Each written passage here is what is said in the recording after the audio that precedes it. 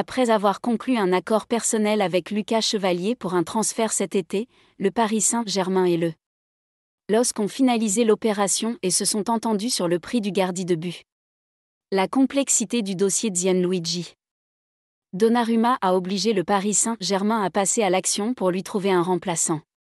Le portier italien ne souhaitant pas prolonger son contrat, lequel se termine en juin 2026, aux conditions fixées par les dirigeants parisiens, ces derniers ont alors ouvert des discussions avec le LOSC et Lucas Chevalier pour un transfert cet été.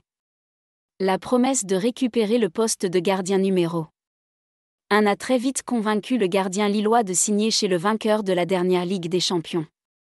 Toutefois, un accord entre les clubs restait encore à trouver. C'est maintenant chose faite et Lucas Chevalier va rapidement rejoindre sa nouvelle équipe.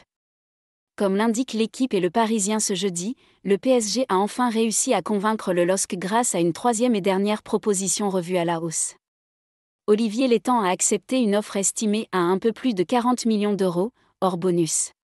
Le quotidien sportif français explique qu'il ne reste désormais plus que des petits détails à régler entre les clubs afin de mettre cet accord par écrit, mais que tout cela ne devrait prendre qu'une poignée d'heures. La suite. Lucas Chevalier pourra alors se rendre à Paris pour passer sa visite médicale et signer le contrat de 5 ans qu'il attend.